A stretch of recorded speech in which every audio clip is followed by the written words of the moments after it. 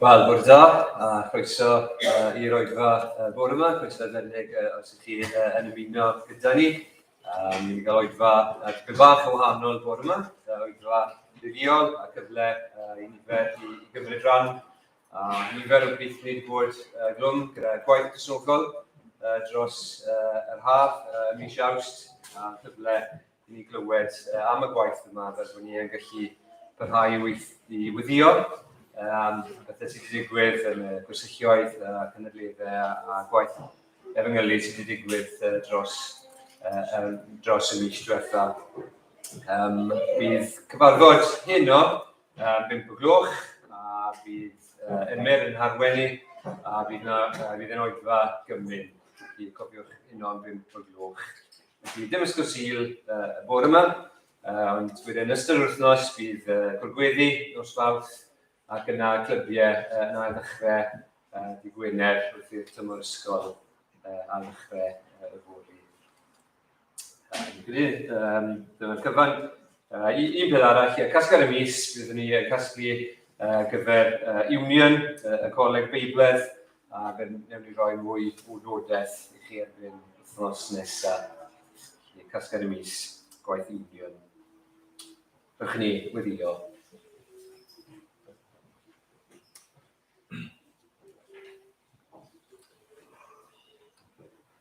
Diolch i ti o Arglwydd am y cyfle yma nawr i ni gwrdd yn gyhoeddus gyda'n gilydd a dod i gwrdd gyda ti. Y Duw byw, y Duw tragwyddol sydd o'r dechrau diwedd.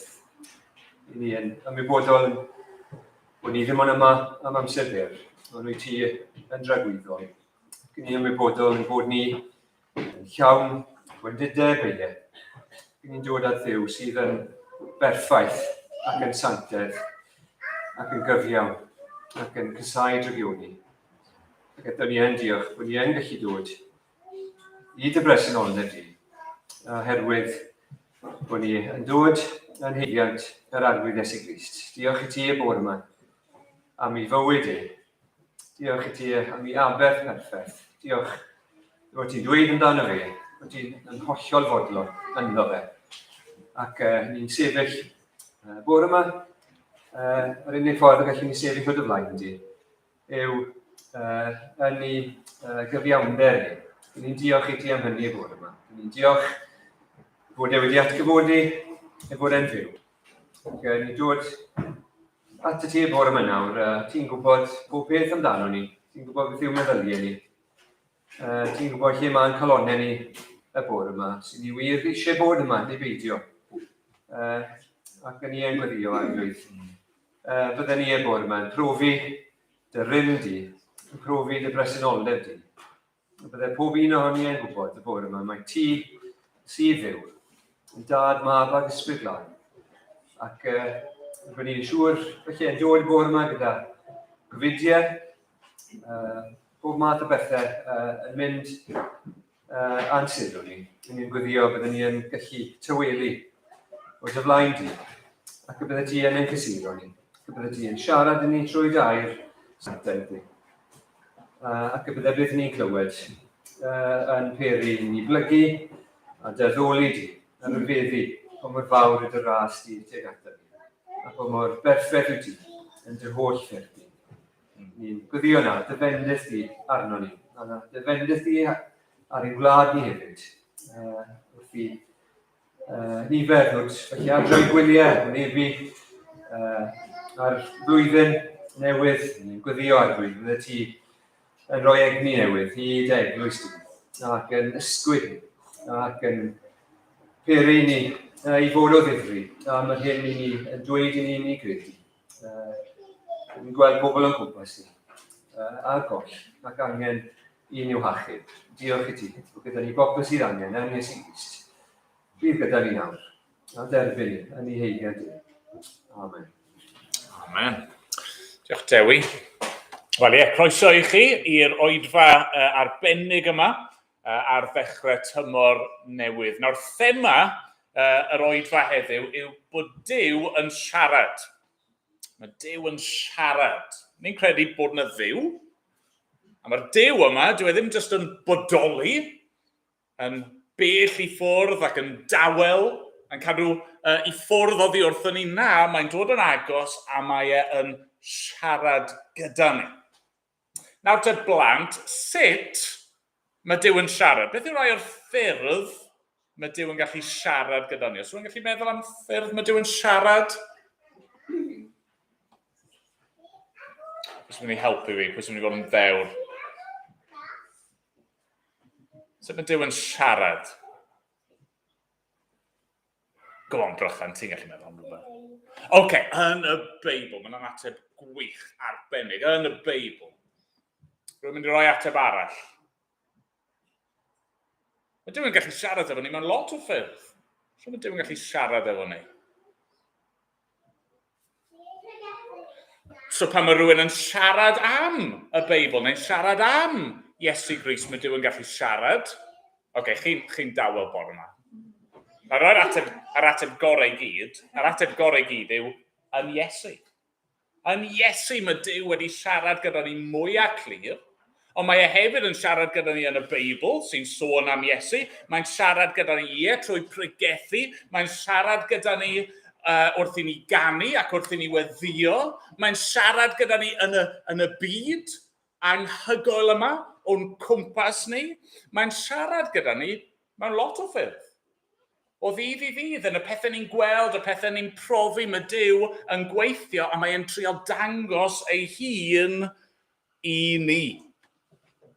Nawr, heddi, yn yr Oedfa, ni'n mynd i glywed gan lot o bobl gwahanol yn y capel am sut mae Duw wedi siarad gyda nhw dros yr haf. Okay? So, blant, dylse fod taflen gyda chi. Fi'n credu bod chi wedi cael taflen wrth ddod i fewn. Gobeithio bydd hwnna yn helpu chi i ganolbwyntio a gwrando ar beth sy'n cael ei ddweud. Okay, nawr, ni'n mynd i ddechrau trwy wylio fideo sydd wedi cael ei baratoi gan Lois. Diolch, Lois.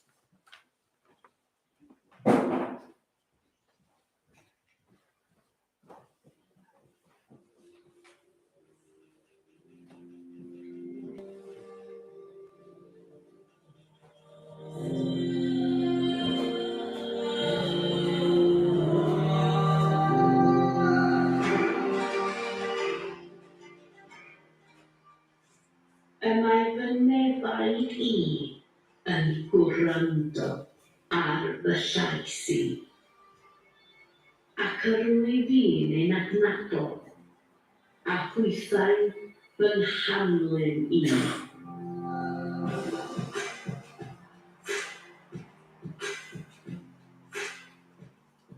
Yna, dywedodd yr arglwydd, dos allan a sa ar y mynydd o flaen yr arglwydd. A dyma'r arglwydd yn dod eibio. Bu gwynt cryf nethol yn rhwygo'r mynyddoedd a dryllio'r creigiau o flaen yr arglwydd. Nid oedd yr arglwydd yn y gwynt. Ar ôl y gwynt, bu diarglyn. Nid oedd yr arglwydd yn y diarglyn. Ar ôl y diarglyn, bu tân. Nid oedd yr arglwydd yn y tân. Ar ôl y tân, distawrwydd lleth. Pan glywed Elias, lapio ei wyneb yn ei fantell a mynd i sefyll yn heb yr ogof, a da'i llais yn gofyn iddo. Beth a wneud di yma, Elias?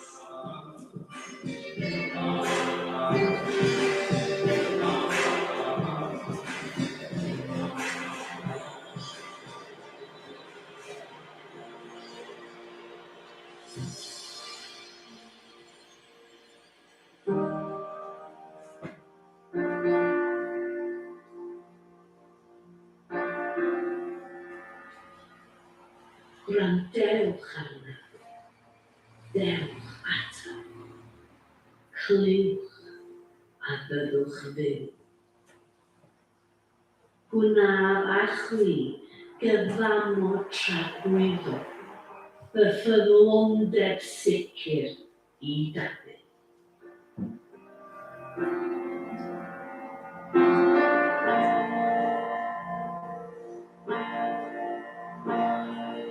Mewn llawer dill a llawer môr, y llefarodd Duw gynt wrth yr hynafriaid drwy proffwydi.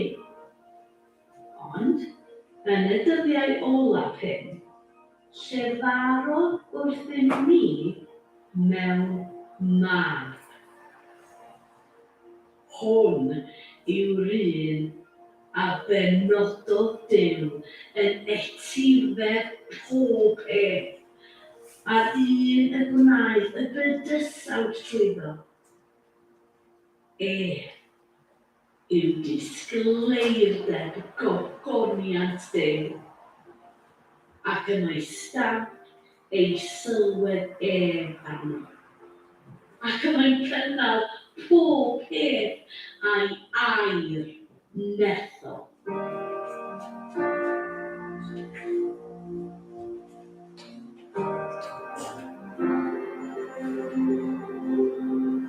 A dyma Adam ac Efa a chlywasant sŵn yr arglwydd Duw yn rhodio yn yr ardd gyda hwyr y dydd. A guddiodd y dyn ei wraig o olwg yr arglwydd Duw ymysg coed yr ardd. Ond galwodd yr arglwydd Duw ar y dyn a dweud wrtho, ble wyt ti?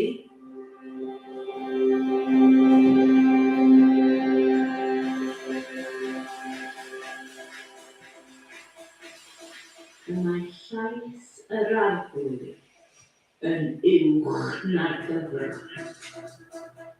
Dyw'r gogoniant sy'n tarannig. Mae'r arglwydd yn uwch na'r dyfroedd crybion.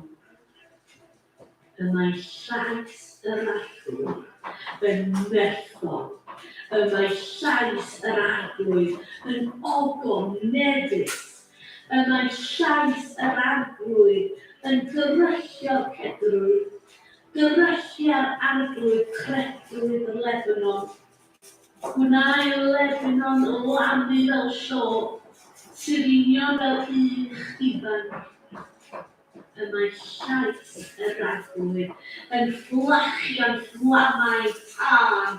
Mae llais yr arglwydd yn gwneud i'r anialwch grynu. Gwna'r arglwydd I anialwch cades grynu.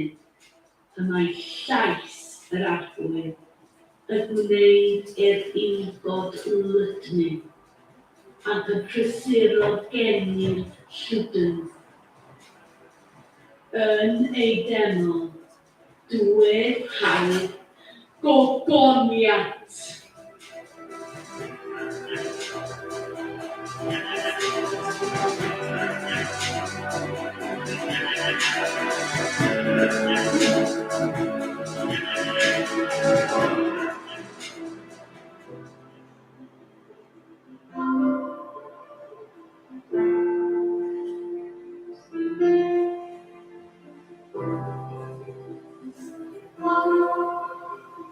Am hynny, gweled, fe'i benaf, ac a hi i'r ianwch, a siarad yn dyner.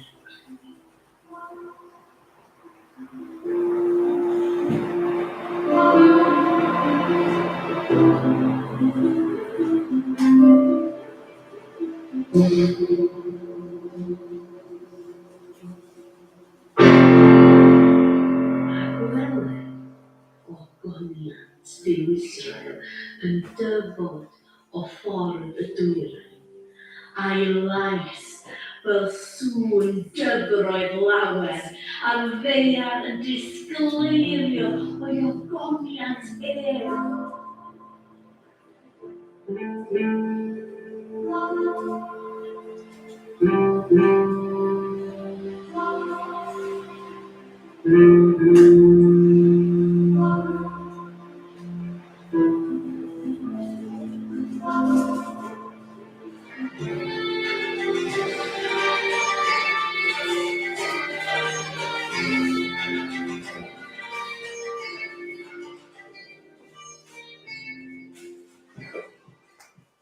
mae gair Duw yn fyw a grymus. Y mae'n llymach na un cleddyf dau ginio ac yn treiddio hyd at wahaniaeth yr enau a'r ysbryd, y cymalau a'r neb, ac y mae'n barnu bwriadau a meddyliau llawn.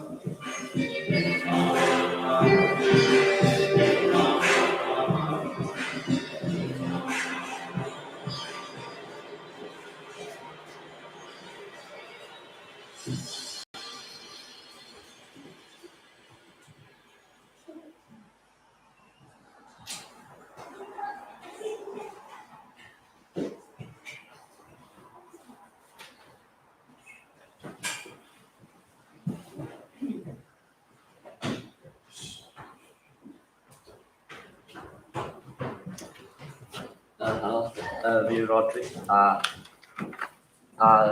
es I i'r Gwasanaeth yn Balach yn Rhyn y Groes yn ystod yr haf.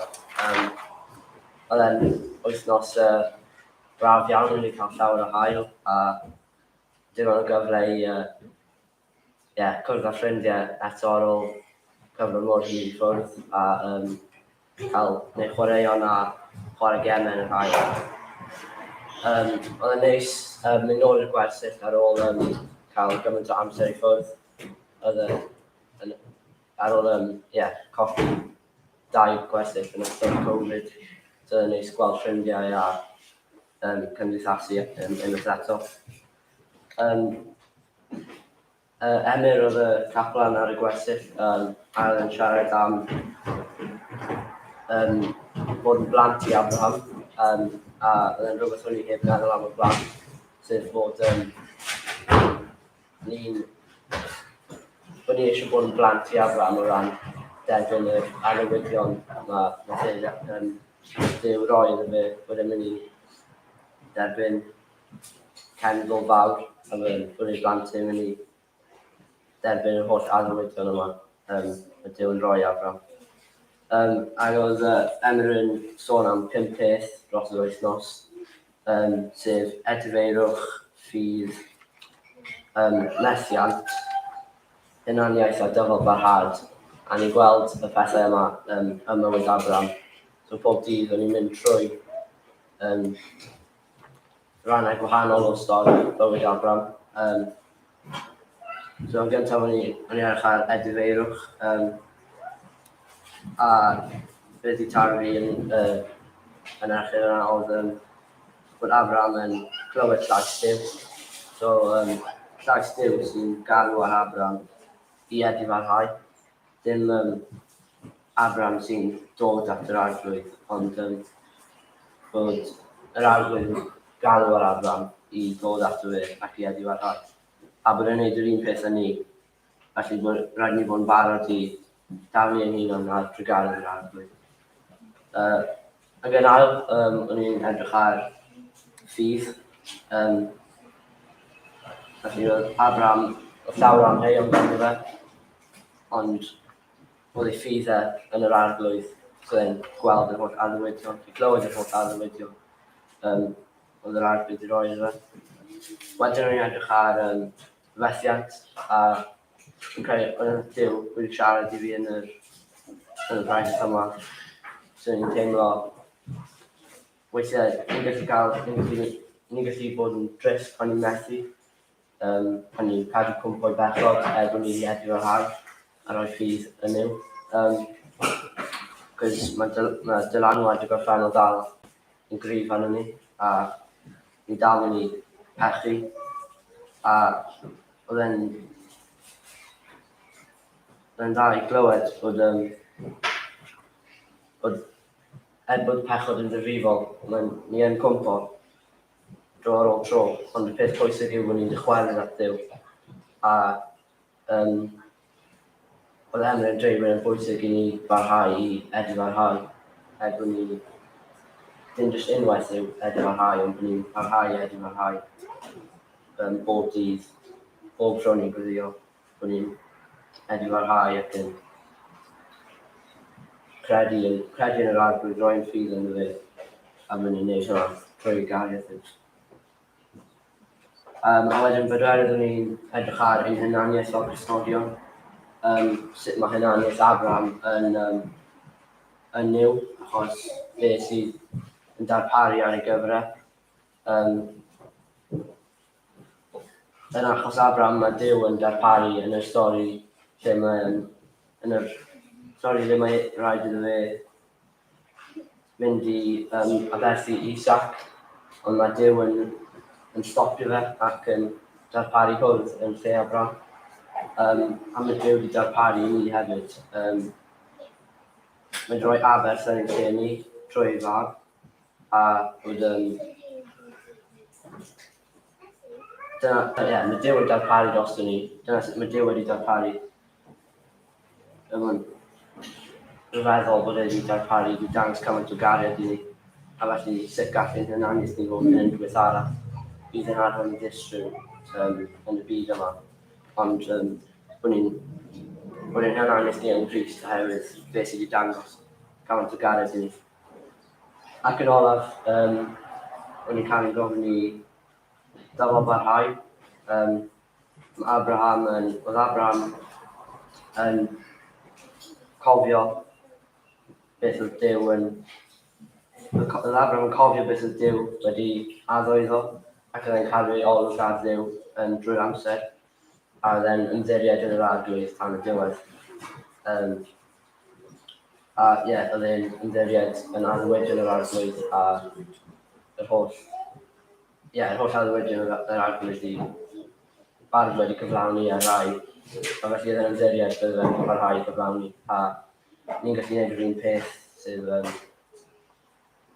ni wedi gweld cymaint o addewidion mae'r arglwydd i cyflawni yn ein bywyd ni a yn y Beibl, a felly ni'n gallu ymddiried bydd e'n parhau i gadw ei addewidion. Diolch.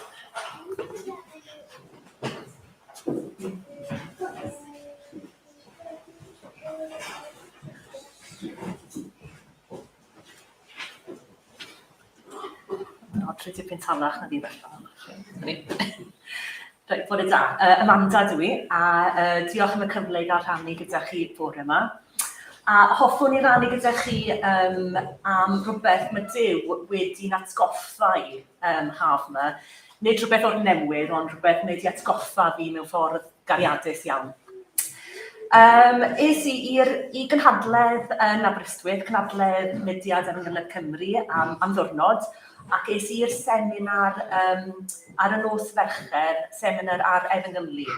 Ymddeiriadur ein ohonoch chi oedd yn y cwrdd gweddi nos Fawrth, achos chi'n ei glywed yr un peth to, ond dyna ni.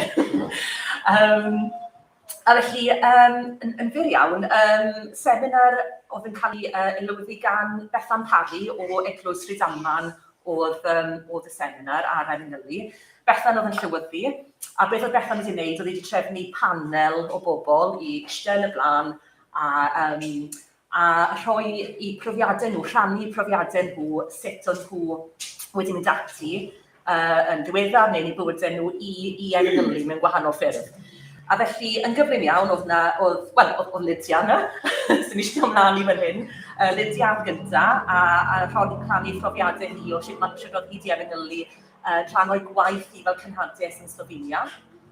A wedyn oedd yna fachan ifanc o Lloyd sy'n gweithio yn Christians in Sport. A nath e rhannu'n fyr iawn pan oedd wedi symud yn ddiweddar i bentre newydd, peth cyntaf nath oedd ymuno ar clwb rygbi. A dyna sut oedd e Efengyli oedd dod yn ffrindiau gyda'r bois ar y tîm rygbi a chyflwyno'r arglwydd iddyn nhw. A wedyn oedd Griff wedi rhannu, sef oedd Griff wedi dod i bregethu gyda ni ychydig o siliau nôl, A fe ac Arawn ac eglwys Talsarnau yn y gogledd, eglwys Dewi a Siriol, maen nhw wedi dechrau digwyddiadau brecwast dynion. A maen nhw wedyn yn gwahodd pobl i ddod i siarad a rhannu'r efengil a rhannu'r gair gyda nhw wrth iddyn nhw gael brecwast ei gilydd. A wedyn oedd Dafydd a Gan, o'n nhw'n dod fel par, sef rhieni Catrin, a ar y dechrau oedd nhw'n sôn am pan o'n nhw'n athrawon a sut oedd ei fod yn Gristion yn yr ysgol. A wedyn, ar ôl ymddeol, wnaeth nhw'n sôn fwy wedyn, Dafydd yn rhan o fugeiliaid y stryd, sef menter pobl sy'n dros i gilydd, mynd allan yn y nos, ac yn edrych ar ôl pobl sydd wedi dod allan o'r tafarndau, wedi yfed gormod yn fregus, a mae Dafydd wedi cael cyfle wedyn i rhannu'r gair ac i rhannu ei gariad gyda'r Arglwydd Iesu Grist gyda nhw. Ac Ann hefyd yn gweithio yn rhan o'r gymuned, yn rhan o'r banc bwyd yn lleol, a fi'n gweud bod ambell i berson bellach o'r capel ym Mangor hefyd yn rhan o'r banc bwyd yma sy'n dystiolaeth o sut mae'r eglwys yn gweithio fewn y gymuned. Ac yn olaf, oedd Bethan Peri hunan wedi rhannu ei phrofiadau hi o rannu'r Arglwydd Iesu Grist gyda phobl eraill. A oedd hi'n neud yn rhan o'i heglwys yn Rhydaman, ac yn benodol, mae'n rhan o lot o bethau o fewn yr eglwys, ond yn benodol gyda mam ei phlentyn. A'r ffordd mae hi wedi dod yn ffrindiau gyda rhai o'r mamau yma, a wedi teimlo gyda ambell un ohonyn nhw bod hi'n gallu i gwahodd nhw i ddod i ddarllen y Beibl gyda hi. A nath Bethan dweud dau beth nath yn harwy yn ei ffordd direct hi o ddweud pethau. A peth cyntaf nath i ddweud oedd i fod, pan i chi'n gwylio am gyfle i efengylu ac i rannu, allwch chi fod yn benodol iawn yn eich gweddiau, a dyma beth mae hi wedi bod yn gwneud dros y blynyddoedd, i weddio yn benodol yn eich gweddiau ar ddew i roi rhywun sy'n ysbrydol sensitif yn eich bywyd chi ac yn eich llwybr chi. Hynny yw rhywun sydd wedi bod yn chwilio felly'n barod, rhywun sy'n agored i siarad am yr Arglwydd Iesu yn eich bywyd chi. Felly, un o'r peth nath i ddweud, a nath i ddweud hefyd, a dim ond soffa sy'n angen arnoch chi. Hynny yw, mae gan bob un ohonyn ni soffa neu sef yn caffi neu beth bynnag, i wahodd rhywun i ddod i siarad gyda chi am yr Arglwydd Iesu. Ac i nid i weld y bobl hyn fel prosiect, neu rhywun sy'n angen rhywbeth i ddatrys yn bywydau nhw, ond i weld nhw fel ffrindiau. Rhywbeth chi wedi clywed droion o'r blaen, fi'n siŵr, ond oedd e'n braf jyst i gael yn sgorffa am hyn. Mae person yw'r person yma, a rhywun sy'n gallu dod yn ffrind i chi, a jyst treulio amser gyda nhw i fagu perthynas, ac i roi amser iddyn nhw ar eich soffa chi. A y peth nath Duw rili siarad, dweud wrtha i, atgoffa fi'n gariadus iawn, a dwi'n bod yn onest nawr, Lois, felly dwi'n bod grac dwi'n nawr, ond pan mae'r eglwys ni, unrhyw sefydliad yn eglwys ni'n capel ni yn gyhoeddi reit, ni'n mynd i trefnu rhywbeth nawr i efengylu. Wel, mae'n beth gret, ond dwi'n achos chi'n mynd i fod yn rhannu beth i chi, beth sy'n bwysig yn eich bywyd chi, sef yr Arglwydd Iesu Grist, a'i gariad tuag atoch chi gyda pobl eraill sydd ddim wedi profi hyn. Ond, os dwi'n onest, y peth cyntaf sy'n llenwi fi yw ofn. Ofn ydy'r digwyddiad yn mynd i weithio allan yn iawn, ydy'r trefniadau yn mynd i weithio allan yn iawn, fi sy'n control freak, mae rhaid i bopeth i fod yn gywir, os pobl yn mynd i troi fyny yn y lle cyntaf, beth os mae dim ond un person sy'n mynd i troi fyny. Wel, Duw sy'n rheoli. Sy'n mot os nag os pobl yn troi lan, sy'n mot os mae dim ond un person sy'n troi lan, mae Duw wedi trefnu bod y person yna yn dod i glywed beth sy'n newyddion da sydd gyda ni ddweud. A felly, dyna'r tri pheth felly, bod gweddio i fod yn am i rhywun i ddod i'ch bywyd chi, mi ddew i roi rhywun sy'n ysbrydol sensitif yn eich bywydau chi, i chi ddefnyddio'ch soffa, neu unrhyw sef posib i feithrin perthynas gyda rhywun i rannu'r Arglwydd Iesu Grist gyda nhw, a mae Duw sy'n rheoli. Hyd yn oed os nag oes dim byd yn gallu gweithio allan yn iawn yn y digwyddiad neu'r peth efengylu, fe sy'n gwybod orau a fe sy'n cynllunio popeth yn berffaith beth bynnag. Diolch yn fawr.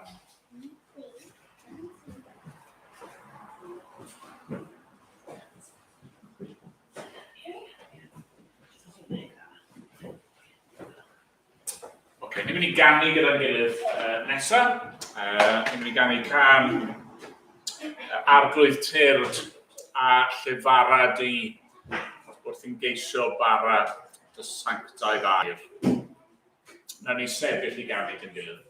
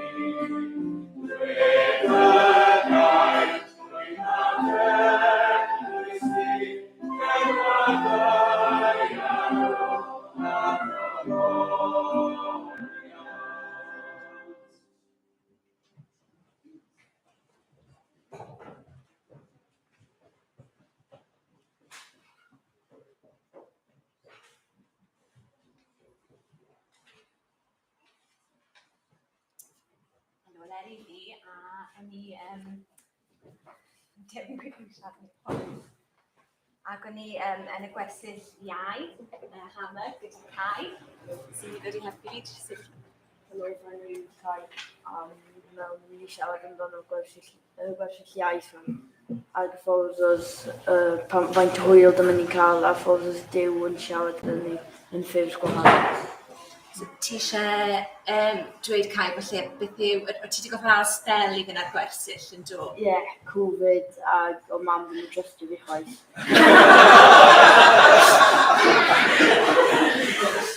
Oce, falle mae Covid wedi bod yn dda.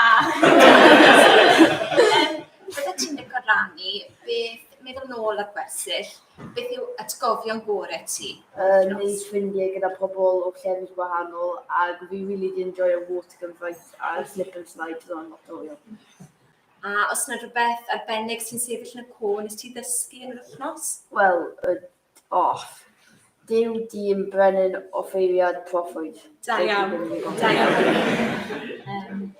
A unrhyw beth, falle fysa ti gweud i'r plant bach sy'n capel sy'n heb bod ar wersyll eto, sut bydde ti'n annog nhw i edrych ymlaen? Fi'n siŵr bod nhw yn barod, fel mae un yn tîlian. Beth bydde ti'n gweud i'r plant bach sy'n heb clywed am wersyll? I fath o ysbysu fe? Mae'n lot o hwyl, a mae'n lot o gemau, chi'n cael dysgu mwy amdano Dyw mewn ffyrdd gwahanol sy'n neis. A chi'n dod i gwrdd â pobl newydd sy'n hynod yn neis i fi yn bersonol, oherwydd weithiau chi'n teimlo fel chi'n gweld yr union un pobl drosto, a wedyn chi'n gweld yr un wythnos yna byddech chi'n gweld y ffrindiau newydd o llefydd fel Ynys Môn, ti'n gwybod, Llanelli a cyfyrddin a llefydd fel hynna. Diolch Cai. Ia, meddwl nôl i fi ar y perspektif a beth yn sefyll yn y cof o ran anogaeth. Beth cyntaf o fi credu ni jyst meddwl, ni'n gwybod bod Duw yn llwytho ni gyda'r ymddygion pob dydd, ond weithiau ni ddim yn teimlo hwnna, a o'n i'n teimlo hwnna o'r sgwersyll. Falle pob dydd achos o'n i'n ymwybodol iawn bod yna gymaint o bobl yn gweddïo o'r wythnos yn capel yma dros Cymru. Bod wedi bod yn hir y plant yma, bod wedi colli mas. Oedd pawb eisiau iddyn nhw cael hwyl, i fod yn ddiogel ac bod Duw yn siarad â nhw. A fi'n credu, o'n i'n jyst yn ymwybodol pob dydd, falle jyst achos bod yn mor heilog pob dydd. Oedd y bwyd yn ffantastig pob dydd. Oedd y plant yn brilliant. Oedden nhw'n gwmni mor hapus gyda'i gilydd, oedd yn dod mlaen mor dda, oedd yn gyd yn cymryd fan yn pob gweithgaredd. Hynny oedd yna pethau fel bach o colli cartre yn naturiol, ond oedd e'n jyst yn bleser ac yn fraint bod yna gyda nhw am mwynhau gwmni nhw'n wythnos. O ran, oedd Derek Adams, y caplan yn wythnos, ac oedd e'n siarad fel, oedd Caen o'r teg wedi cofio'r 5 pen y 50, oedd e'n siarad am pwy yw Iesu Grist. A nath e dechrau'r wythnos yn sôn am cwestiwn Iesu i'r disgyblion yn Caerdydd a Philippi. Pwy i chi'n dweud ydw i? Hydraf beth yn bwysig i'r plant trwy'r wythnos a trwy'r bywydau. Pwy yn nhw'n meddwl o Iesu Grist? A dyma fe'n mynd drwy 5 pen bod Iesu yn dduw, yn ddyn, proffwyd, ffeiliad a brenin. I waithau i mater a'i waithau, a pam bod hwnna'n bwysig i ni heddi. Ac oedd y plant yn gwrando yn wych, oedd e'n taro chi o'r dan gwrando, ac oedd e'n hyfryd clywed o rhieni ar ôl y gwersyll trwy text neu chat yn sôn bod y plant yn trafod gyda rai o'n nhw hefyd, a beth wedi dysgu yn ymwneud y gwersyll. Ac oedd Derek yn sôn diwedd yr wythnos bod un bechgyn llun, dwi ddim yn y capel yna, sy'n iawn i ddweud, dydyn lan yn diwedd yr wythnos, bachgen falle yn sôn bod ddim yn credu yn nhw. Di dweud Derek diwedd yr wythnos bod wedi cael wythnos mor dda, bod wedi gwneud gymaint o ffrindiau fel y Caen yn dweud, ond bod yr wythnos di newid y ffordd yn gweld Iesu Grist. Ac oedd yna'n rili braf i glywed. Yn bersonol, y 2 peth sy'n stico yn y meddwl falle o pregethau Derek yw pan yn sôn am bod Iesu'n dduw. Oedd e'n rili annog y plant, ond ni swyddogion hefyd, ni gallu edmygu pobl, a mae hwnna'n ffain. Ond yn gweud, ond dim ond Iesu dylech chi addoli, achos mae'n gallu cymryd e. Chi'n gallu cofio phrases eich tad chi, o'r sylud yna. Dim ond Iesu sy'n gallu cymryd yr addoliad, achos mae'n llawn heig i fe. Ni'n gallu addoli pobl bod ni wastad yn cael yn siomi, ond bod Iesu'n gallu cymryd eich addoliad llwyr chi. A'r ail beth, pan yn sôn am Iesu'n ddyn, oedd e'n sôn am bod e fel bod Iesu yn 100% yn fyw, a bod e'n gwneud yr high dive oedd yn galw fe, i fod lawr i'r ddiliar. A gweud bod e'n gwneud deep dive, hynny dath e o fod yn fyw i fod jyst yn celloedd bach yn groth mair. ac i deulu tlawd ac i deulu oedd dim yn refugees. Ond wedyn dim yn gweud ar diwedd ei bywyd, nath esgyd reit nôl i'r nef, ond yn gweud oedd e ddim yr un peth, a nath hwnna rili taro fi, hynny fath nôl, ond oedd e'n fyw, ond oedd e'n ddyn, a mae wastad mynd i fod yn ddyn nawr, 100% yw, 100% yn ddyn, ac felly mae'n agos i ni oherwydd hynny.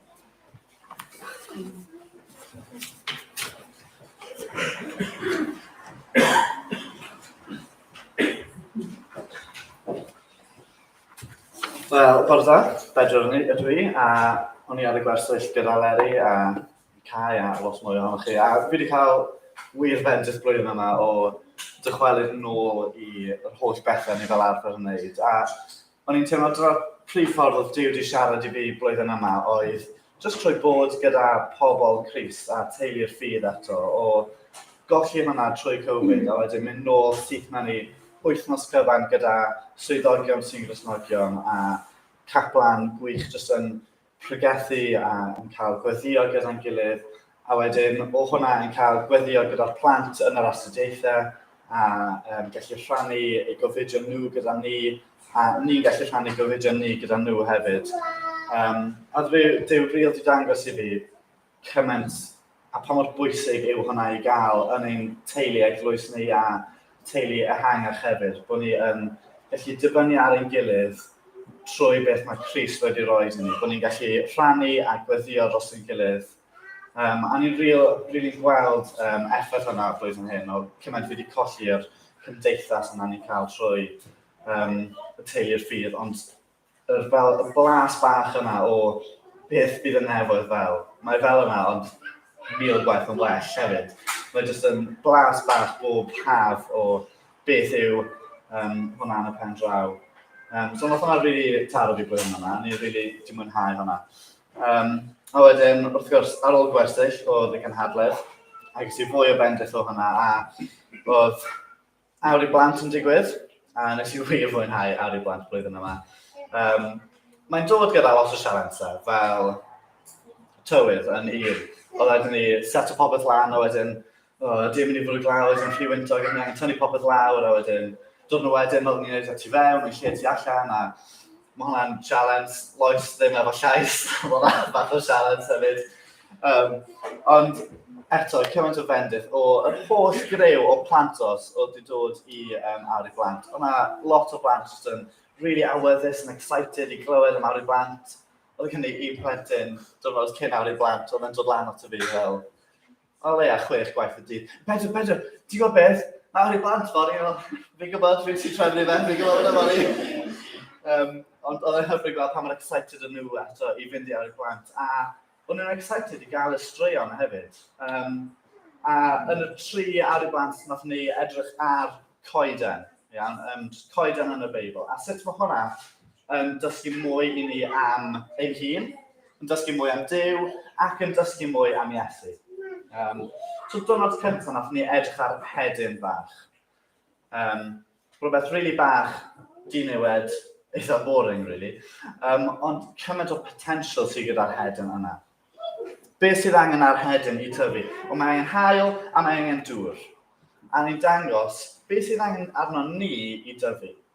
Ni angen ffydd a ni angen derbyn Iesu Grist. Ni'n dechrau fel hedyn tiny, a dim ond y 2 peth yna ni angen. Mae rhaid i ni farw i'n hen ffordd, fel mae hedyn angen marw yn y ddaear. Ond os ni'n marw i'n hen ffordd, ni'n tyfu mwy a mwy. Os oes gyda ni yr ffydd ni angen, a os ydym ni fod yn derbyn Iesu Grist, dyna sut ni'n tyfu ac yn tyfu.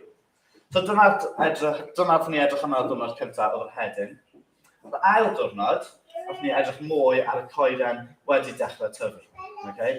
A y canghennau angen tyfu allan o'r boncyff. A pwy yw'r boncyff? Ond Iesu Grist. Nath ni edrych ar Iesu yw'r wir wynwydden, a bod ni angen dal yn sownd yn Iesu, a dyna lle ni'n cael ein maith ni i gyd. Trwy Iesu ni'n cael yr maith ni angen i tyfu fel Cristnogion. A nath ni, wedyn ar y 3ydd diwrnod, nath ni edrych fwy ar beth sy'n dod ar ôl i coeden establisho, ond mae'r ffrwythau yn dechrau tyfu. A'r dail yn dechrau tyfu. A nath ni edrych ar beth yw swydd ffrwyth. Swydd ffrwyth fi'n meddwl, yw 1, i edrych yn hardd ar goeden, 2, wel, blasu neis, edrych yn hardd, 2, yw wedyn lledu yr hadau sy'n dod yn y ffrwythau. Iawn? A y ffordd nath ni edrych ar hwnna oedd edrych yn hardd. Mae'r ffrwyth sydd yno ni, ffrwyth yr ysbryd sy'n tyfu ohono ni, yn dangos gogoniant Duw. Mae'n rhoi blas bach o cariad Duw yn dangos trwyddo ni. Dyna yw un rhan o'r ffrwyth yr ysbryd sy'n tyfu yno ni. A'r ail rhan yw rhannu'r hadau. Ni wedi dechrau fe hedyn, a mae'n bwysig bod ni'n rhannu mwy o hadau i bobl cael gweld a teimlo cariad Duw mwyn i nhw gallu tyfu mewn eu coeden eu hun. A wedyn maen nhw'n mynd i tyfu fwy o ffrwyth, gobeithio. A bydd y ffrwyth yna yn plannu mwy a mwy. Sy'n dod nôl i be nath bendithio fi yn ystod y haf, sef tyfu teulu'r eglwys a tyfu ein cariad at ein gilydd. Mae jyst yn cylch mor hyfryd i weld, fi'n meddwl. A gyda ni y pleser o cael Lydia Adams yn rhan o'r tîm, a nath i cyfansoddi can gwych. Na i ddod nôl i'r can mewn eiliad. Blwyddyn yma, fi'n edrych mlaen nawr i allu cario mlaen mwy gyda Clwb Hapus Awr hefyd. Cario mlaen efo'r gwaith o cael y pleser o rhannu'r efengyl gyda'r plant. A mae'n lyflu cael cwestiynau hollol random, sy'n weithiau ddim lot i wneud efo'r efengyl, ond mae'n dangos bod nhw'n gwrando, mae'n dangos bod nhw'n barod i ddysgu mwy am Duw ac yn meddwl am pethau. So fi'n edrych mlaen i allu cario mlaen efo hwnna blwyddyn nesaf. A wrth gwrs, croeso mawr i'r plant sydd fan hyn, a unrhyw un sy'n gwrando online, please dewch. Mae'n digwydd am 6 o'r gloch bob dydd Gwener yn ein eglwys Yngled am Harriet Street. So please dewch ymlaen i hwnna. Bydd criw mawr ohono ni yna'n barod i helpu. Ac yn debyg iawn i awr i blant, ni'n mynd i fod chwarae gemau, dysgu straeon, sgwrsio biscuit, sy'n bwysig iawn i blant. Ond ie, yr un peth nath rili mwynhau yn awr i blant oedd y can newydd, sef bendigedig yw'r rhai. Os gyda ni geiriau ar y sgrin? Mae'n ddangos ar y sgrin hefyd. So can hollol newydd nath Lydia ysgrifennu i ni. A mae'n sôn am, o'n i ddarllen y geiriau, bendigedig yw'r rhai sy'n trystio yn yr arglwydd ac yn rhoi eu hyder ynddo. A wedyn ni'n cael 2 pennill yn sôn am beth sy'n dod o hynny, a dyma lle ni'n gweld y coeden. Byddwn yn gryf fel y coeden wedi plannu ar lan afon, sy'n golygu mae'n cael llwyth o ddŵr a llwyth o maith. Mae'n mynd i fod yn gryf iawn trwy hynny.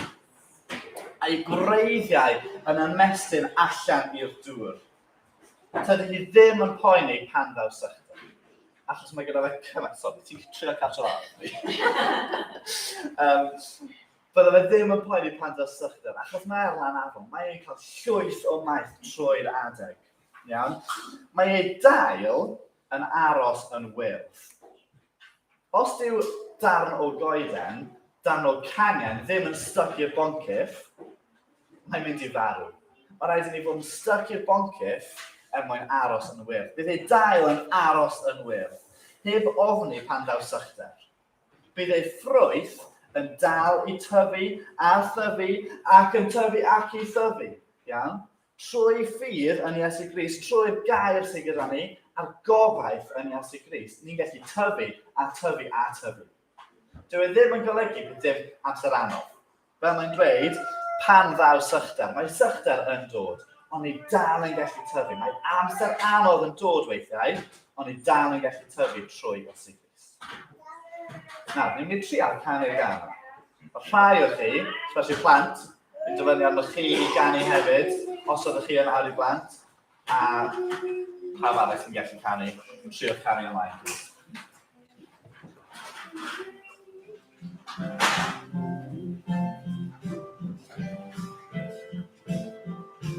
Bendigedig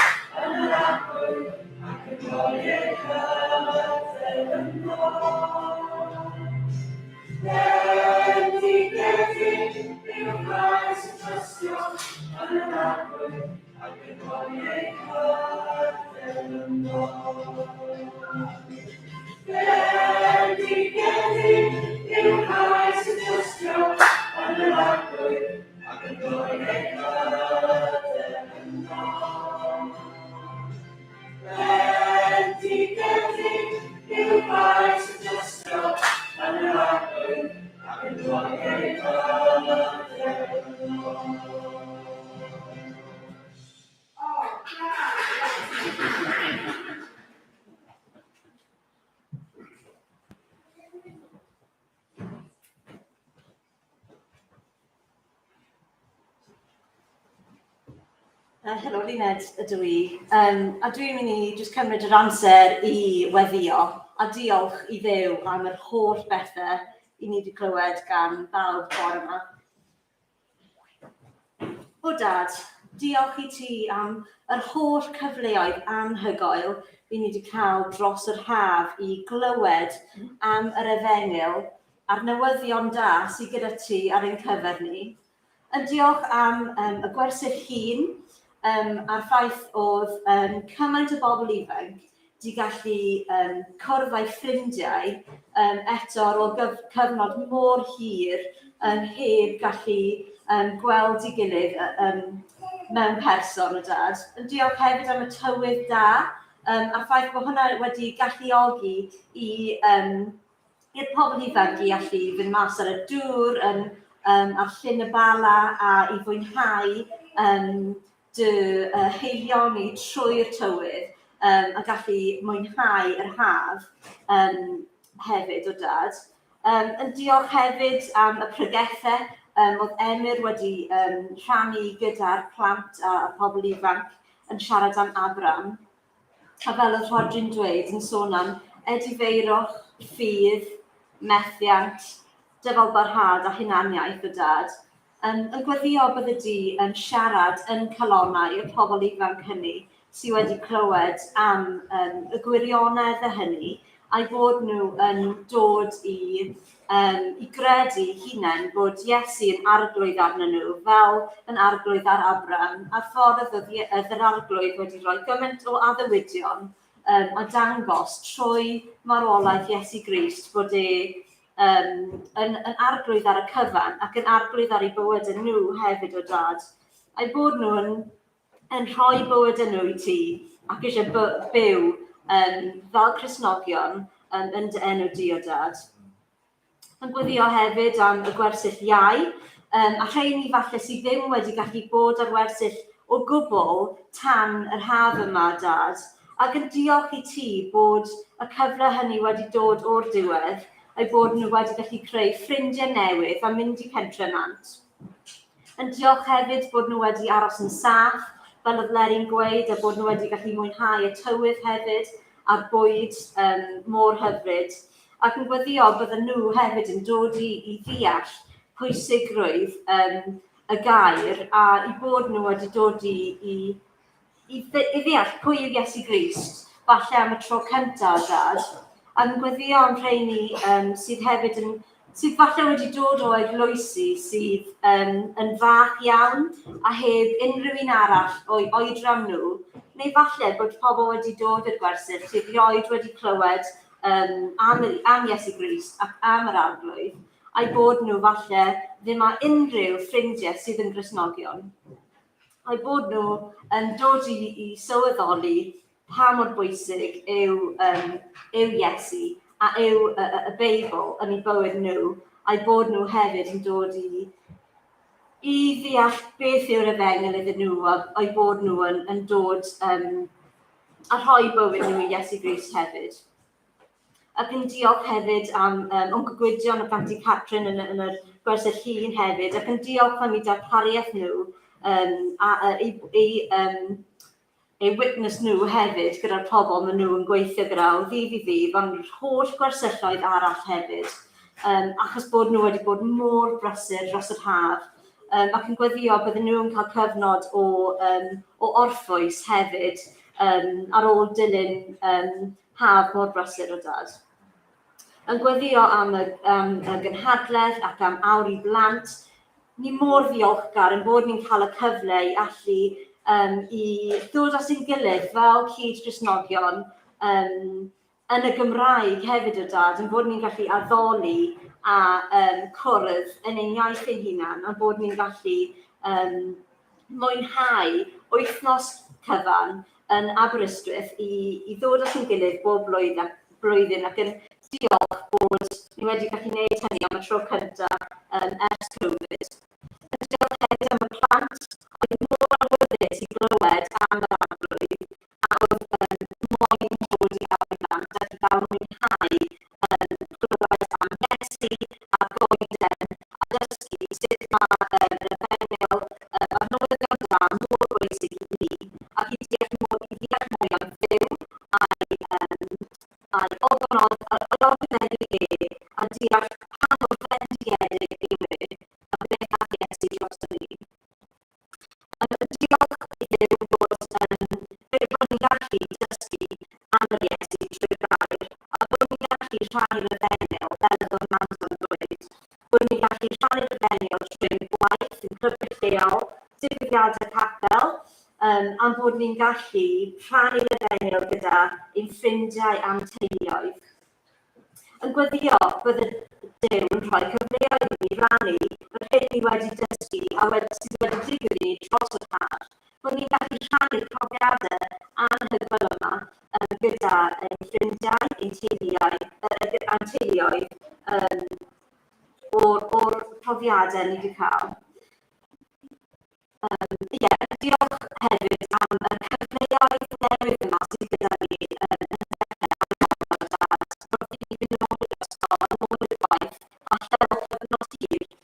yn diolch bod ni yn gallu cael profiadau newydd, yn gweddio nawr o bydde di'n bendithio fflir wrth i fi fynd i'r brifysgol, wrth i fi symud a neu ffrindiau newydd a cael dechrau mewn eglwys newydd hefyd. Yn gweddio, mae'n rhaid sydd yn dechrau ysgol uwchradd, a falle rhoi y plant hefyd sydd yn dechrau profiadau dyn nhw ddim wedi gwneud cael o'r blaen, ac yn gweddio bydde di'n rhoi hyder a yn rhoi hyder iddyn nhw am y Iesu a hyn nhw wedi clywed a beth sydd wedi newid nhw dros y haf. Yn cyflwyno hynny i gyd, yn Iesu Grist. Amen.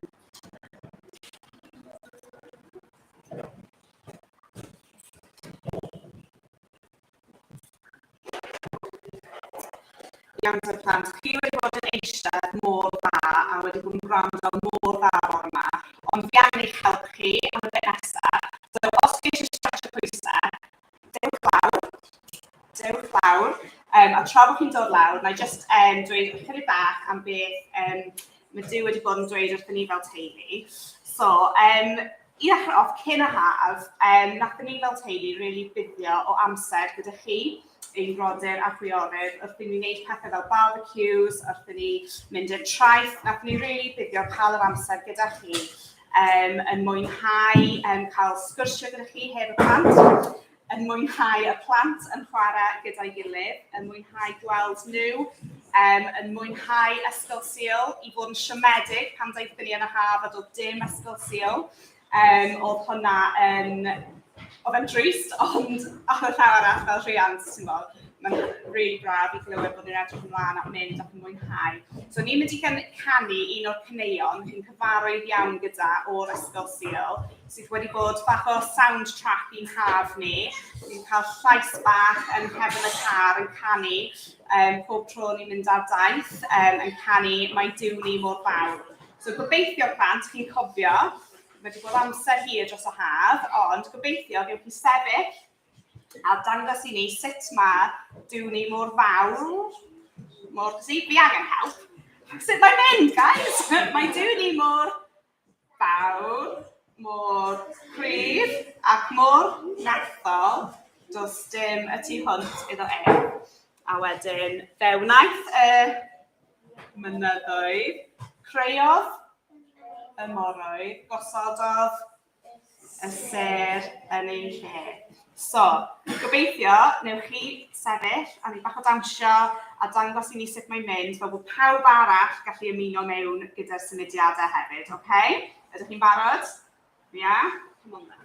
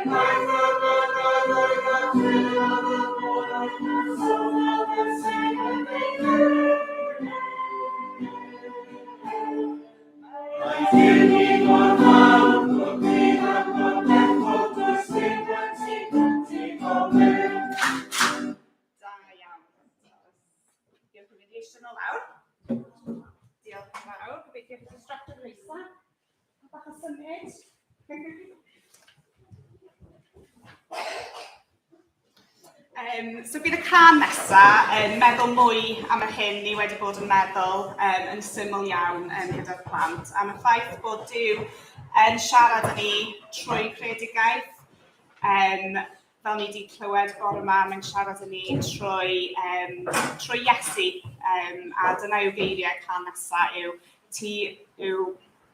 you're the word of God the Father, beth yw e'n Gymraeg? Ti yw'r gair o dechreuad, a mae'n sôn am Iesu, a dros y haf, ni fel teulu wedi bendithio Duw yn agor ein llygaid i fod yn fwy barod i weld sut mae Duw yn pob dim yn ein bywydau ni. Mae'r blynyddoedd diwethaf jyst bod mor prysur a wedi bod ar tredd sydd ddim yn stopo. Ond ni wedi cael saib dros y haf, a wrth jyst stopo, a bod yn llonydd, mae Duw wedi agor ein llygaid, agor ein calon ni, bod yn barod i weld yn y hyn mae'n wneud yn y byd o gwmpas ni, trwy creadigaeth, beth mae plant ni'n wneud.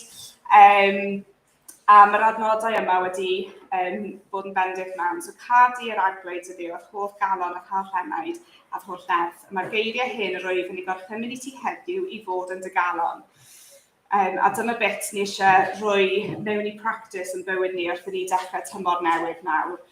Yr wyt i'w hadrodd i'th blant ac i sôn amdanynt pan fydd hi'n eistedd yn dy di ac yn cerdded ar y ffordd a pan fydd hi'n mynd i cysgu ac yn codi. Ni eisiau Duw i fod yn rhan o pob pob peth bach yn bywyd ni, a ceisio siarad yn fwy gyda plant mewn just bywyd dydd i dydd am yr hyn mae Iesu yn wneud. So, ewn ni canu Ti'r Gair Wydd o Dechreuad.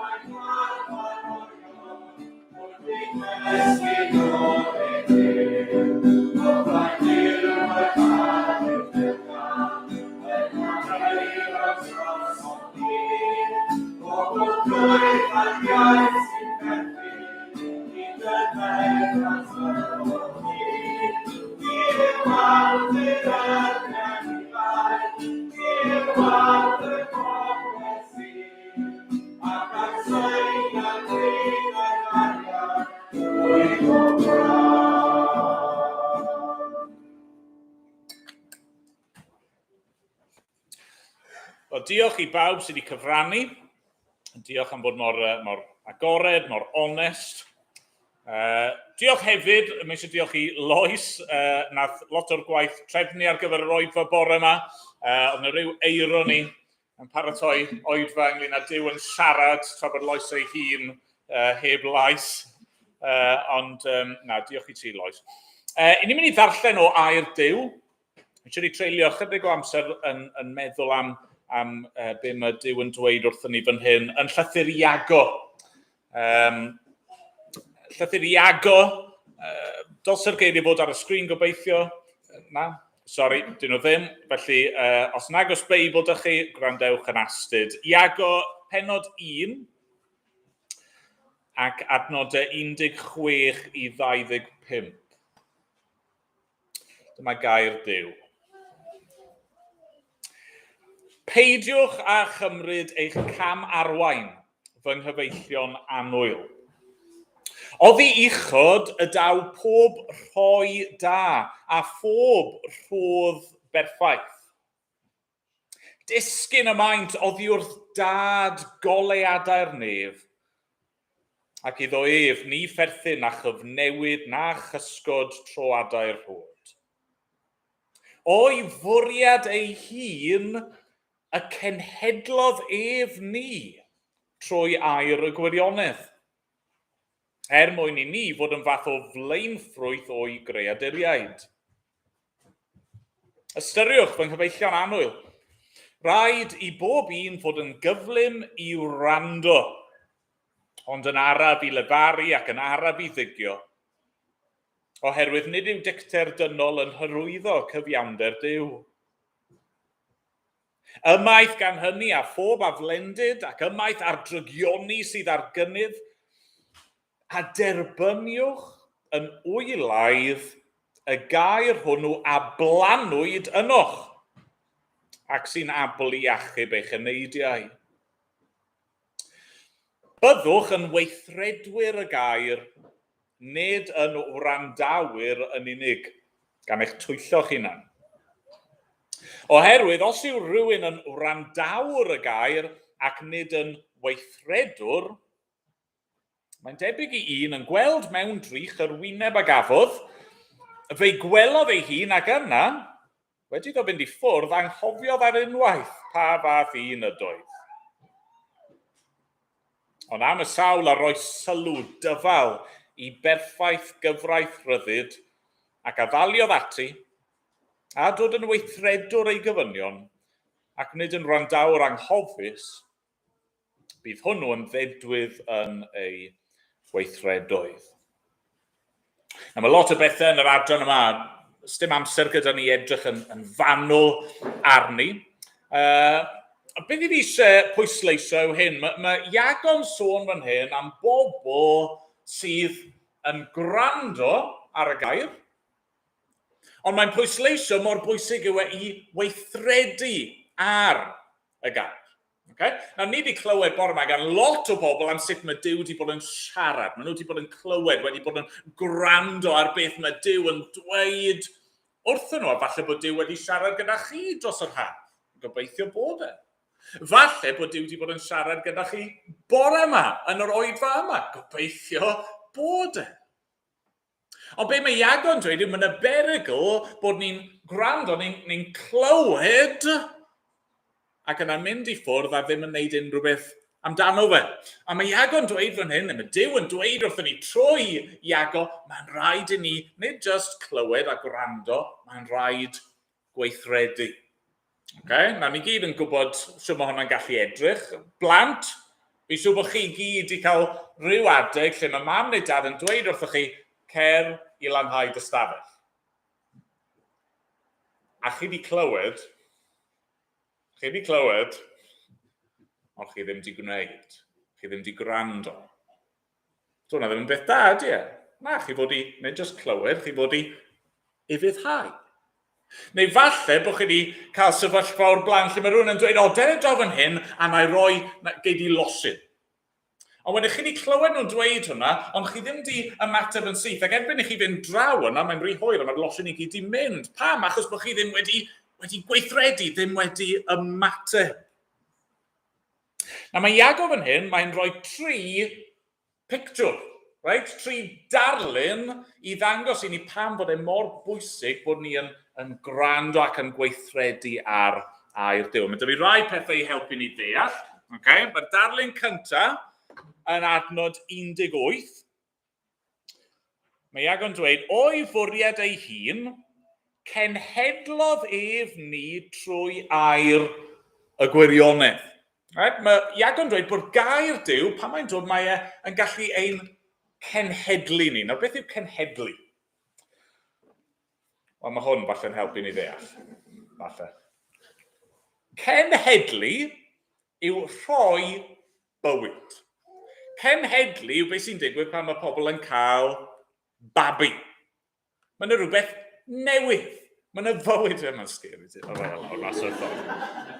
Bywyd newydd yn dod.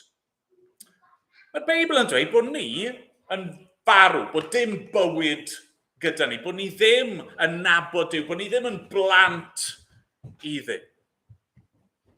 Ond yna, mae gair Duw yn dod, mae Duw'n siarad gyda ni, ni'n clywed falle am Iesu. Ni'n clywed bod e wedi dod i'r byd, ni'n clywed bod e wedi byw bywyd perffaith mwyn achub ni, ni'n clywed bod e wedi marw ar y groes mwyn i ni cael maddeuant a bywyd A mae rhywbeth yn gallu digwydd yn does. Falle bod chi wedi profi hwnna, chi'n clywed y geiriau yna, ac yna, Yna chi'n teimlo, mae Duw yn galw chi. Mae Duw yn galw chi i ddod, ac yna chi yn dod, a chi yn edifarhau, a chi yn credu, a chi'n cael eich geni o'r newydd. Chi'n cael bywyd newydd. Mae mor bwysig bod ni'n ymateb i Gaerdydd mwyn iddo fe roi bywyd newydd i ni. Yna mae Iagon rhoi darlun arall, rhoi pictiwr arall i ni yn adnod 21. Mae'n dweud, derbyniwch yn wylaidd y gair hwnnw a blanwyd ynoch ac sy'n ablu achub eich eneidiau. Y gair pwysig fyna yw plannu. Gair Duw yn cael ei blannu. Mae gen i rhywbeth fan hyn, os allai gael yn ofalus. Dyma ni fynd. Dyma fe. Gen i rhywbeth fan hyn. Chi'n gweld e? Yna Kevin? Pwy sy'n gwybod neu gallu dyfalu be sy'n gen i yn fy llaw fan hyn? Arbenigrwydd. Hedyn. Hedyn. Mae Iagon yn dweud bod gair Duw yn dod a mae'n cael ei blannu fel hedyn yno ni. Nawr, os o'n ni'n cymryd yr hedyn yma ac yn plannu yn y ddaear, os o'n ni'n lwcus, be bydd yn digwydd? Ni wedi clywed o Bedwr yn siarad bach, ond be bydd yn digwydd gobeithio i hyn? Ti'n iawn. Bydde fe'n tyfu, a bydde fe yn, siwr o fod, gobeithio, yn tyfu mewn i goeden. Pa fath o goeden? Swn i'n gallu dyfalu? Ti yn iawn! Coeden, llun sy'n roi fan hyn, coeden a fale. Fe ni cymryd yr hedyn yna yn coeden a fale ni yn ein ardd gefn ni. Nawr, sut bydde ti'n gwybod mae coeden y fale yw e? Wel, achos gobeithio, os oedd e'n tyfu ac yn dod â ffrwyth, y ffrwyth bydd yn tyfu yw coeden fale. Nawr, mae Iagon dweud mae'r un peth yn digwydd i ni. Pan ni'n clywed gair Duw, mae'r gair yn dod a mae'n cael ei blannu yno ni. Ac yna, wrth i ni trystio yn Nuw ac wrth i ni ddilyn Iesu Grist, mae'r gwaith yna yn tyfu ac yn dod â ffrwyth. Mae'n bywyd ni yn newid i fod yn fwy tebyg i Iesu Grist. Ond mae rhaid i ni ymateb. Ni methu jyst clywed ac yn anghofio. Mae'n rhaid i ni chwilio am Iesu. Mae'n rhaid i ni darllen y Beibl a dysgu am Iesu. A trwy hynny, dod â ffrwyth. Ond yna mae Iagon rhoi un darlun bach arall, pictiwr bach arall i helpu ni, yn adnod 23. Os yw rhywun yn wrandawr y gair ac nid yn weithredwr, mae'n debyg i hun yn gweld mewn drych yr wyneb a gafodd, fe'i gwelodd ei hun ac yna wedi iddo fynd i ffwrdd anghofiodd ar unwaith pa fath un ydoedd. Mae Iagon dweud bod gair Duw, fel un o'r rhain. Fi'n gallu edrych yn y fe, dwi ddim yn cracio, peidiwch poeni. Mae gair Duw fel drych. Be mae drych yn gwneud? Beth yw gwaith drych?